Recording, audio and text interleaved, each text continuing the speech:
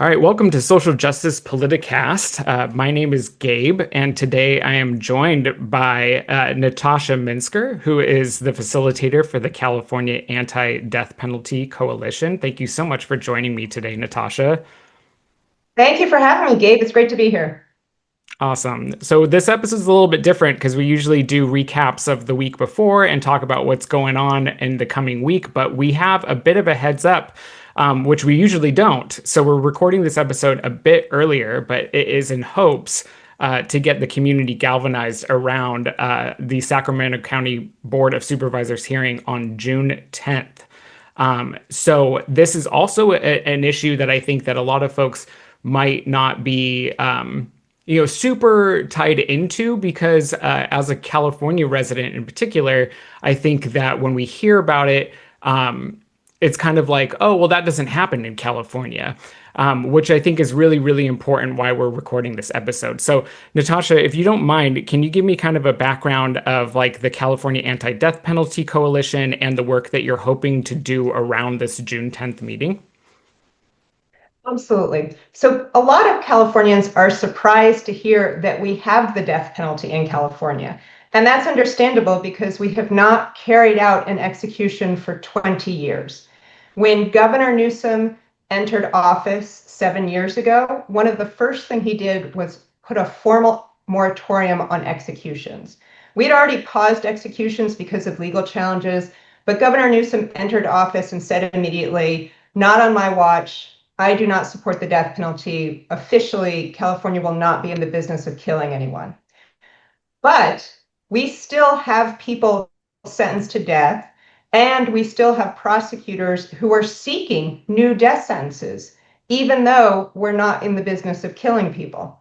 So it is surprising to learn, but California has 560 people sentenced to death.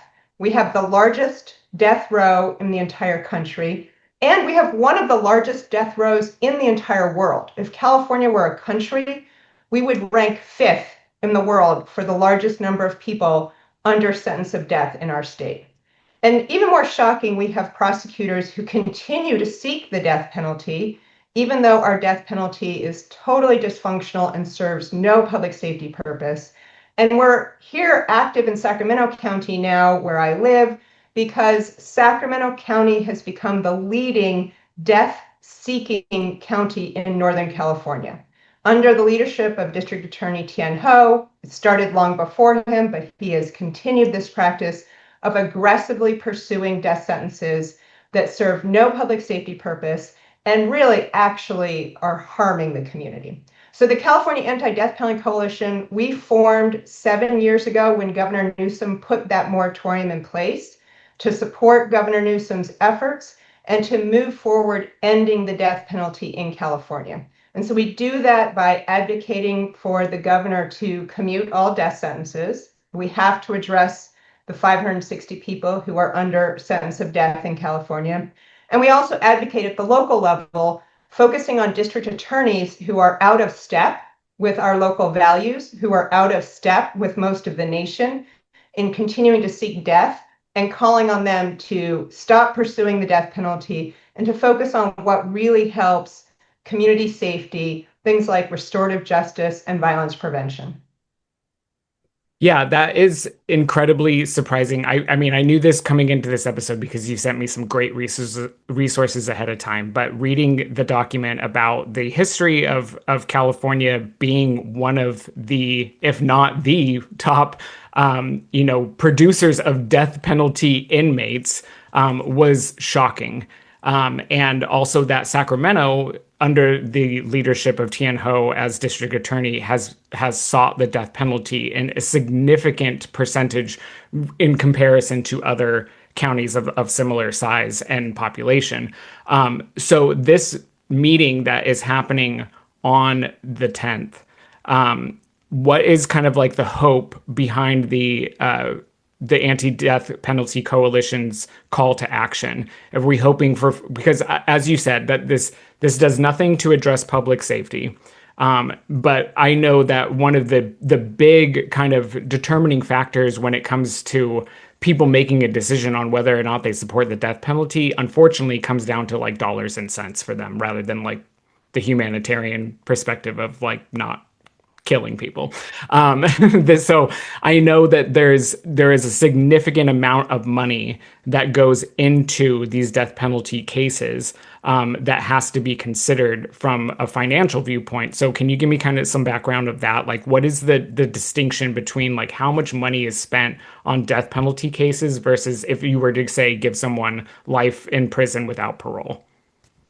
Exactly right. So a death penalty trial is unique. It's unique because we are seeking death, right? We're asking a jury to determine whether a person should live or die. You can't get any higher stakes.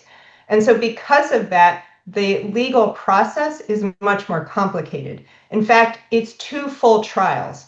So you have the regular trial where we decide whether the person is innocent or guilty. And if they're found guilty, then there's a second full trial where the jury decides whether the person should be sentenced to life or death. And so just that fact, the amount of work that goes into a death penalty trial, it's much more complicated for the prosecutor's office, the defense, and for the court. So if you look at the actual dollars and cents, how much does it cost? Prosecutors don't track their hours, so we can't tell you every single specific case how much more was spent on the death penalty. But we do know through our research that on average, a death penalty prosecution in California costs at least $1 million more than a non-death penalty prosecution for the exact same offense.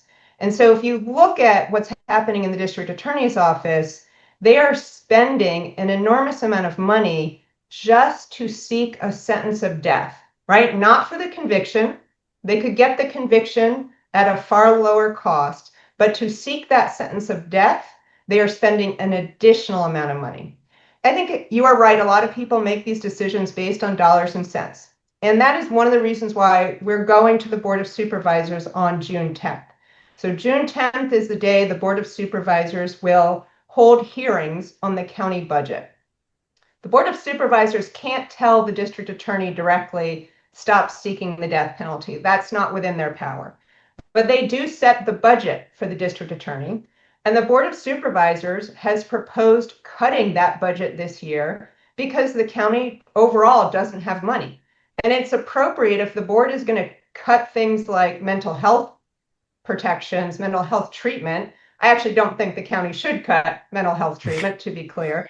But they're proposing cuts to really core services, things that are really important for community health and safety, and they're proposing cuts to the district attorney. He is saying, no, you can't cut my office.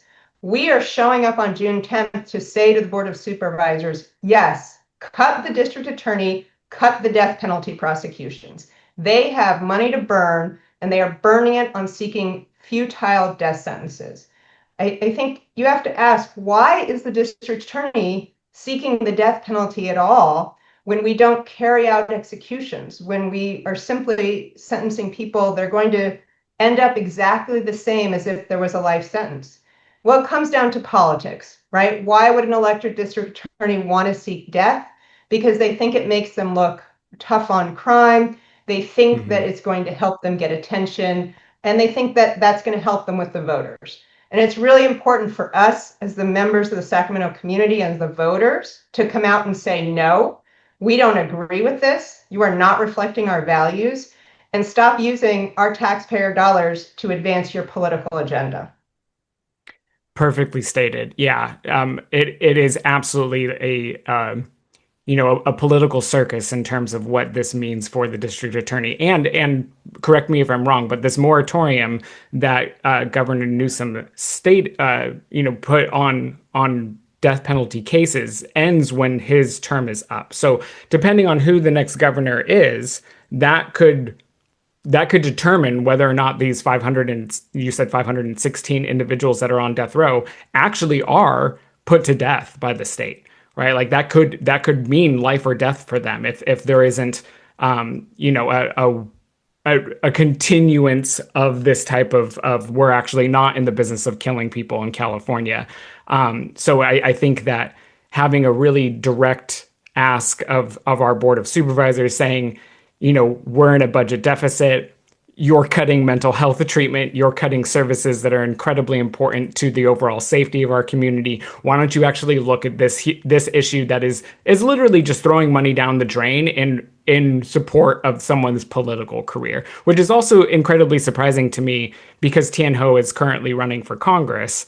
And it seems like, maybe just in my opinion, bad business to be using that as something, like obviously everyone was, or not everyone, but a lot of politicians want to say that they're tough on crime, but also having a significant interest in pursuing the death penalty in cases does not seem like a good strategy to me. But who knows? That's why I'm not in politics. Well, I also think the ironic thing is that Thien wants to scream from the rooftops about how he was a lead prosecutor in the prosecution of, they call the quote Golden State Killer, the individual in Sacramento who was convicted of multiple murders. That person was sentenced to life without parole. The person in Sacramento convicted of the largest number of homicides of anyone convicted in Sacramento, he got life without parole. He happens to be a white man and a former police officer, right? And at the same time, the district attorney continues to seek death almost exclusively against people of color. If you look at the death sentences coming out of Sacramento County, they are, over the years, they're becoming more and more focused on people of color. So just in the last 10 years, Sacramento sent 5 people to death row, 4 of them Latino and 1 of them Asian.